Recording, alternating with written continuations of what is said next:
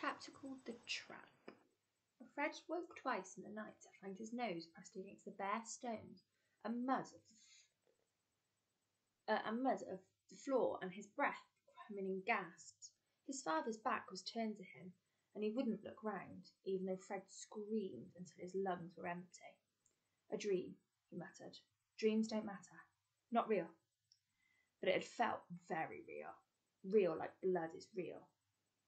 He looked up through the vines to the canopy above them. He squinted, trying to memorize every inch.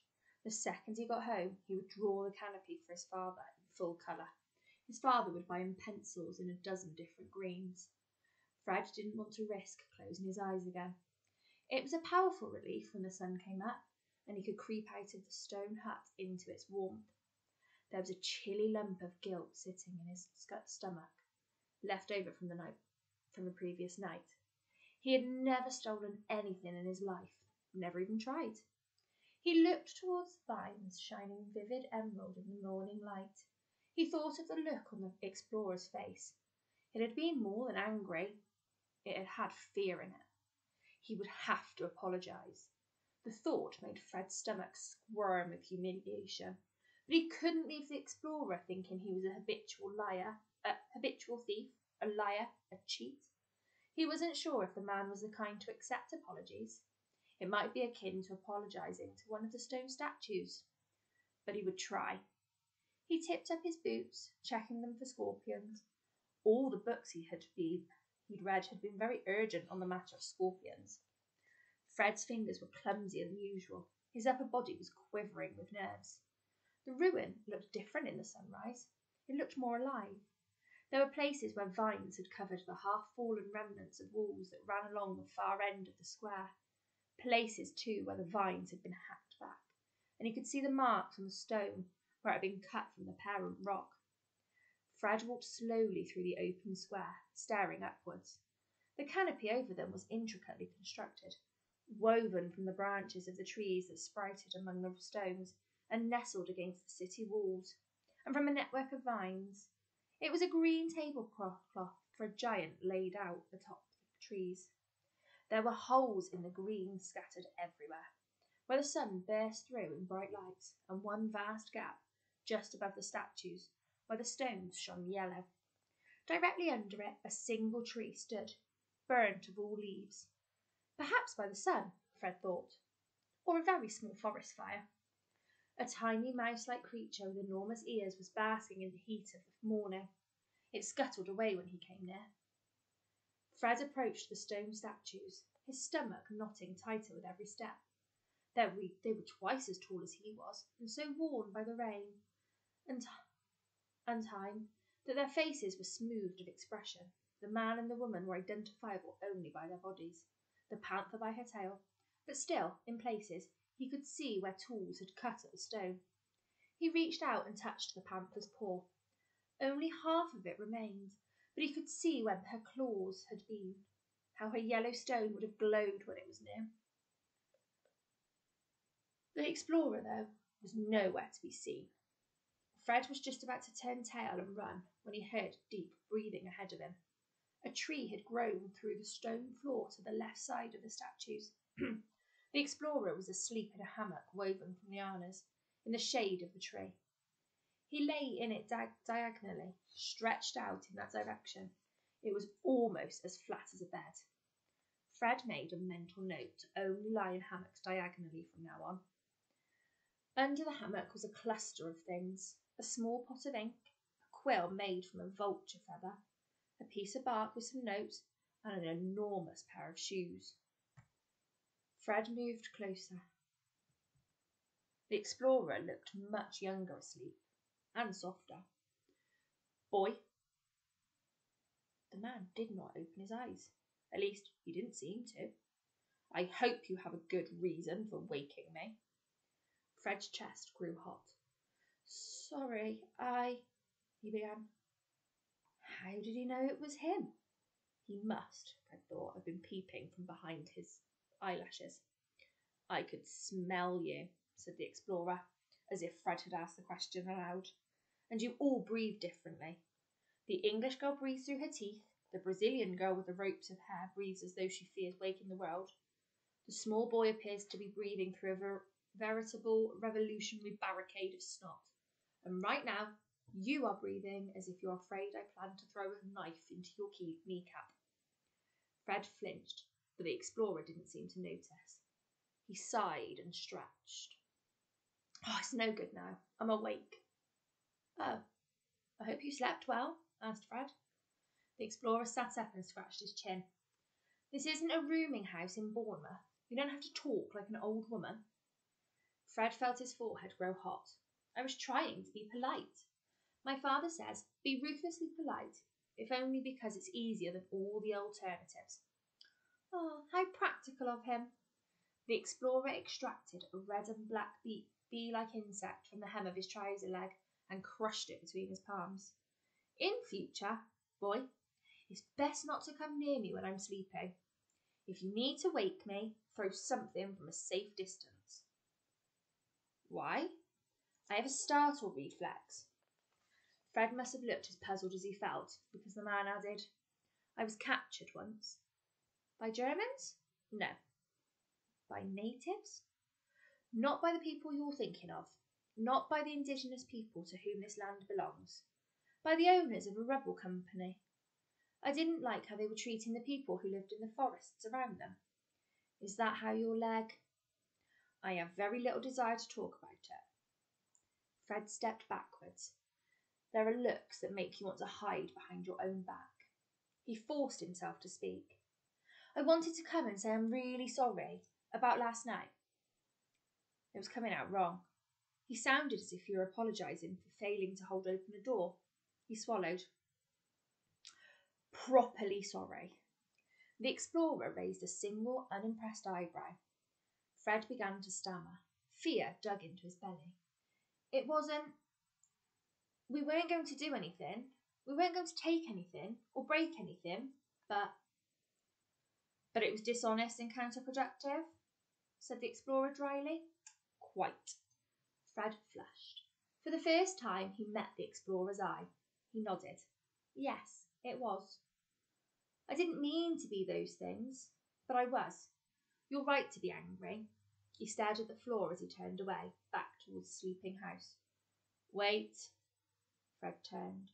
The explorer began to tie his shoes, meticulously tugging at the end of the laces to get them exactly even. Then he pulled a knife from his pocket and began to sharpen the blade on a rock. Fred waited, the tension building in his chest. He wondered if the man really was planning to cut off his fingers. He thrust his hands deep into his pockets. At last, the explorer said, I'm going to set a trap. He splashed water on his face. You might as well learn how, if you're going to provide for yourselves on the trek home. Carefully, methodically, the man began to shave with the knife. You interested in coming? Yes, said Fred. Very. Just a moment, then. The man puckered his mouth, pulling the skin on his cheek taut. I warn you, you can't let a beard grow too long out here. Next thing you know, you've a family of glowworms living in your sideburns. He looked sternly at Fred, which is not as appealing as it sounds.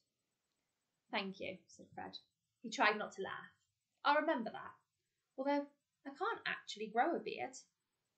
The explorer pulled off his jacket and hooked it on a branch on the tree. The jacket was made from a variety of dark furs. Some still had legs attached. The tree, Fred could see, was used as a kind of wardrobe. It also had a spare shirt hanging from a convenient branch. Fred looked closer. The branch the jacket hung on had been tied to the tree by hand, looped in a figure of 8 with vines. He felt a jag of recognition run through his blood. He shivered. The explorer looked surprised. Are you unwell, boy? No, nothing like that. It's just, I've seen a branch tied on like that before, on a mooring post, at the den, near the bees. It must have been you. Very likely. I use that knot a good deal. It lasts for years if you get it right. Are you sure you're not sick? The explorer looked sharply at him. I have no wish to take care of a sick child. There's a waterproof greatcoat I made somewhere, if you don't mind the smell of fish. I'm fine, really. And I made a scarf, once, out of monkeys. Monkeys? Fred tried not to look as appalled as he felt. Yes, but they've kept fighting, and it wasn't worth the fleas. You made a scarf out of alive monkeys? A scarf may have been a somewhat hubristic exaggeration. I draped 6 small monkeys around my shoulders. It was not ideal. The explorer set off up the steep incline that surrounded the clearing. Keep up. Were they tame? I thought they were. He picked up a machete, smacking his flat side against his palm. I've been taming them for a year. It turned out they were less docile than I imagined. Until you've had a monkey mistake your nose for a fig, you don't know what waking up too suddenly means. The explorer strode out, heading to where the forest grew thickly. Don't lag, he called. Fred thought guiltily about the others, who might at any moment wake up and find him gone. But most of his energy was needed to keep up with the man's pace. Despite his limp, he moved twice as fast as Fred, and 5 times as quietly. Don't we need to mark the trees to find our way back? Panted Fred. The explorer turned. He looked astonished, or it might, Fred thought, have been affronted. What do you take me for? We don't need to mark the trees. No more than you would need to mark the wall between your bedroom and your lavatory. This is my home. He gestured to the trees around them, which were thinner than those circling the city, and a lighter shade of grey. We'll get wood here for the trap. See this? He pointed to a branch as thick as Fred's wrist. Cut me 2 branches like that. They should be as straight as possible. That's a good tree. Over there. Here. And he handed Fred the machete and began stripping down a vine into a thin rope. The machete had a wonderful weight to it. It was exquisitely made, with a carved handle and a blade that caught the sun and threw back light in silver and green. This is beautiful, said Fred. He gave it an experimental swipe. Watch it. Kindly refrain from chopping off your own hand, and cut straight, boy. Don't damage the trees.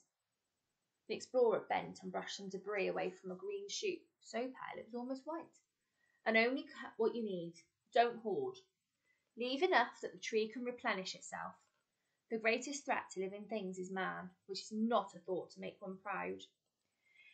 He waved a hand to encompass the close-growing trees, the boundless green spreading leaves. It is humans who bring about the end of all this. Do you understand?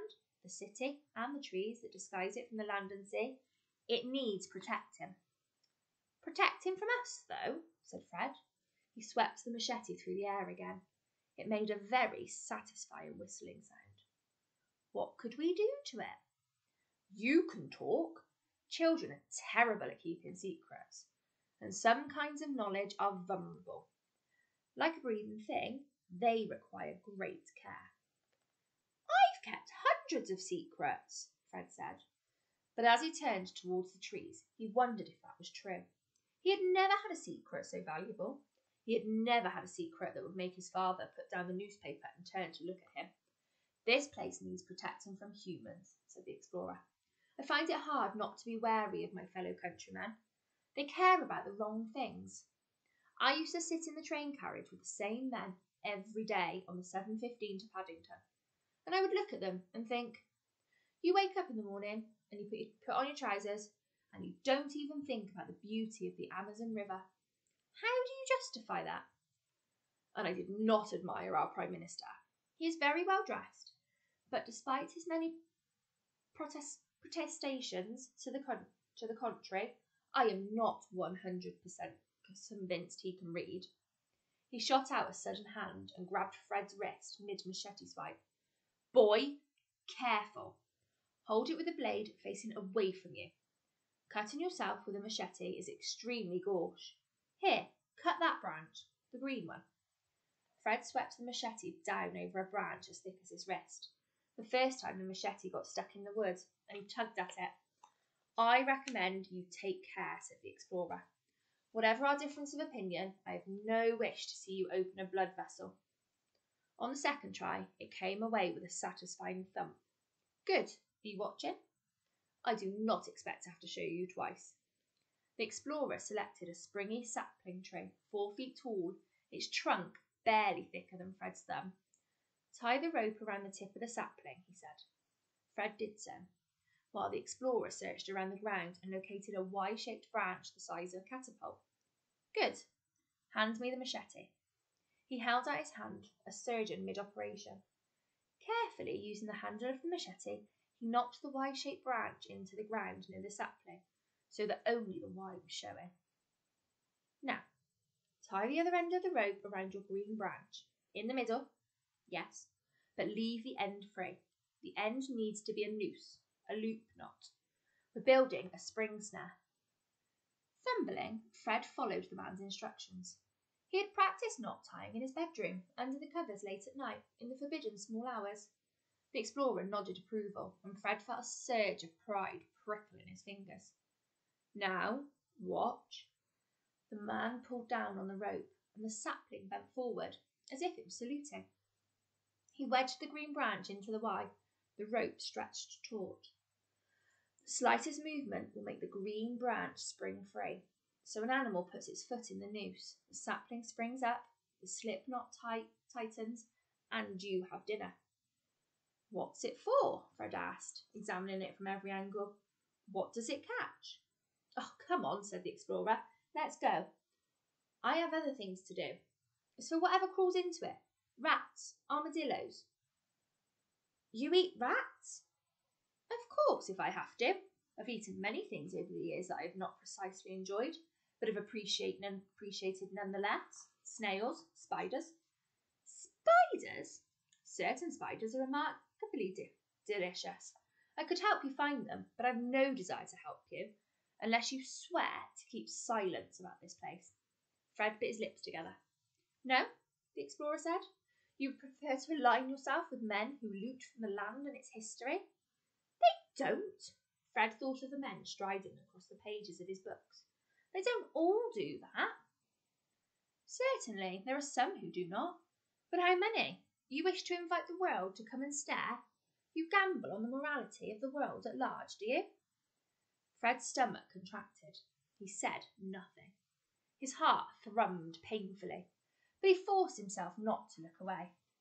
Brusquely, the explorer took the machete from Fred and began to hack off thick branches for firewood. His ring caught the light.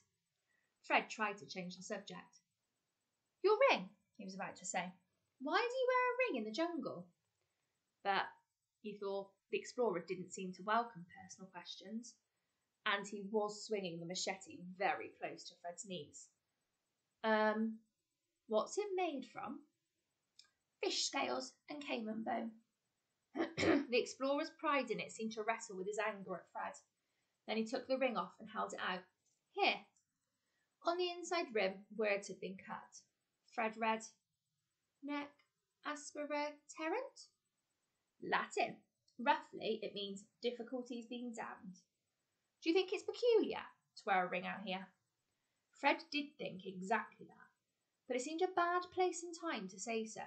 He laughed awkwardly instead. The explorer raised his eyebrows. "While we're on the subject, why did you dress like a minor state administrator to come to the jungle? You look like you're running for mayor of Tunbridge Wells." Fred looked down at himself in surprise. "This was my school uniform and my cricket jersey. My father says you should always wear a uniform where possible. He's that kind of man. I didn't know I was coming to the jungle." "You should always dress as if you might be going to the jungle. You never know when you might meet an adventure. I'm at a boarding school in Norfolk, Gresham's, on the Cromer Road. And it's just, I'm much more likely to meet a geography teacher than an adventure." The explorer looked at the world around them, and then hard at Fred. "And yet, here you are," he said.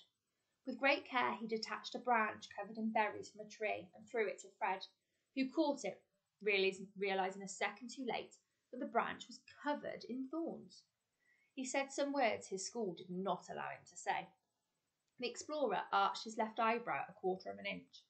Fred instantly stopped swearing. "Make sure the small one, the boy with the leaky nose, eats some. He's too thin. Try one." Fred put the largest berry in his mouth.